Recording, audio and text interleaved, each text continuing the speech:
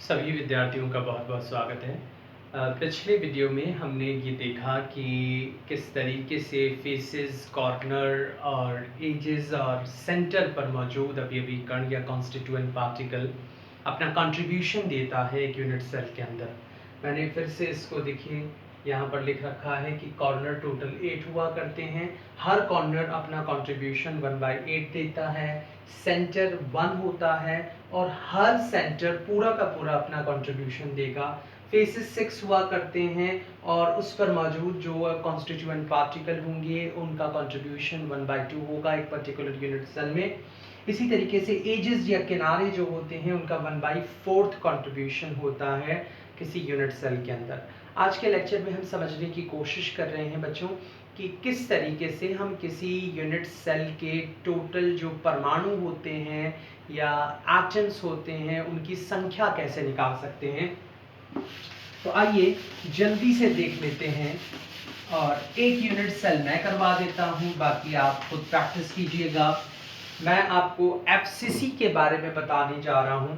आप जानते हैं कि जो एफसीसी स्ट्रक्चर हुआ करता है, एफसीसी स्ट्रक्चर के अंदर आपको पता है कि जो कॉन्स्टिट्यूएंट पार्टिकल होते हैं वो कहाँ कहाँ मौजूद होते हैं।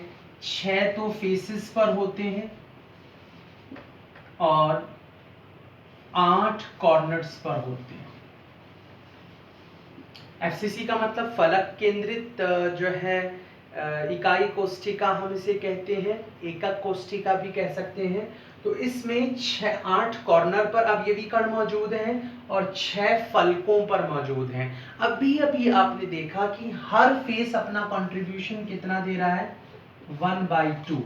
टोटल फेसेस कितने हैं हमारे पास में, 6। हर एक का कंट्रीब्यूशन 1/2। तो इसका मतलब जो फेसेस हैं उससे हमें कुल अवयवी कण कितने मिल जाएंगे बेटा, 3 मिल जाएंगे। इसी तरीके से कॉर्नर्स पर 8 पार्टिकल्स मौजूद हैं, 8 कॉन्स्टिट्यूएंट पार्टिकल्स मौजूद हैं।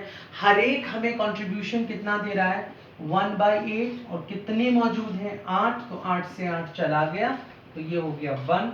यानी एफसीसी स्ट्रक्चर के अंदर कुल अवयवी कण या कुल परमाणुओं की संख्या जो होगी वो कितनी होगी, 4 होगी। इसी तरीके से अगर हम बीसीसी ले लें तो बीसीसी के अंदर 8 तो मौजूद हैं कॉर्नर्स पर और 1 मौजूद है सेंटर पर। अब 8 कॉर्नर पर हर एक का कंट्रीब्यूशन कितना हुआ, 1/8। यानी यहां से कितना मिलेगा, 1। सेंटर पे कोई कंट्रीब्यूशन नहीं है, पूरा का पूरा मिलेगा। यानी बीसीसी के अंदर कुल एटम्स का जो नंबर होगा वो 2 होगा। इसी तरीके से अगर हम एंड सेंटर्ड सेल की बात करें, ईसीसी की बात करें, तो यहां पर कहां मौजूद होंगे, 8 तो कहां मौजूद हैं, कॉर्नर पर। तो 8 × 1/8 हो जाएगा, तो ये 1 आ गया। और 2 कहां मौजूद हैं, फेसेस पर, कोई भी अपोजिट फेसेस हो सकते हैं। तो 2 × हर एक का कंट्रीब्यूशन कितना होगा फेसेस में, 2। 2 ही फेसेस पर है तो यहाँ पर भी 1। तो यहाँ पर भी टोटल एटम्स कितने होंगे, 2 होंगे। तो इस तरीके से बेटा हम क्या निकाल सकते हैं, किसी यूनिट सेल में कितने एटम्स मौजूद होंगे ये हम कैलकुलेट कर सकते हैं। अब इसी से एक बड़ा इंटरेस्टिंग क्वेश्चन आपको करवा देता हूं ताकि आपकी प्रैक्टिस हो जाए, क्योंकि ये क्वेश्चन बहुत ज्यादा पूछा जाता है। उसमें और बात क्लियर हो जाएगी तो आपको समझ में आ जाएगा। आपको कहा जाता है कि एक कंपाउंड है, क्वेश्चन आता है कि एक कंपाउंड जो है उसमें ए तो मौजूद है कॉर्नर पर, बी मौजूद है सेंटर पर, और आपसे पूछा जाता है इसका फॉर्मूला लिखिए। क्वेश्चन समझ लें बेटा, एक कंपाउंड दे रखा है, उस कंपाउंड के अंदर ये कहा जा रहा है कि ये कंपाउंड की जो इकाई कोष्ठिकाएं हैं वो ए और बी से मिलकर बनी हैं और A कहाँ मौजूद है, कॉर्नर पर मौजूद है, और B के जो पार्टिकल्स हैं वो कहाँ मौजूद हैं, सेंटर पर मौजूद हैं। आपसे कहा जाता है कि इस यौगिक का सूत्र ज्ञात कीजिए। तो हम कैसे कैलकुलेट करेंगे, बड़ा आसानी से समझने की कोशिश करें। A जो है वो कहाँ मौजूद है, कॉर्नर पर। अब कॉर्नर हमारे पास कितने होते हैं, 8, हर एक का कंट्रीब्यूशन 1/8। तो A कॉर्नर पर मौजूद है, कॉर्नर कितने होते हैं, 8, हर एक का कंट्रीब्यूशन 1/8, यानी A की वैल्यू कितनी आ गई बेटा, 8 से 8 कैंसिल हो जाएगा तो 1 आ गई।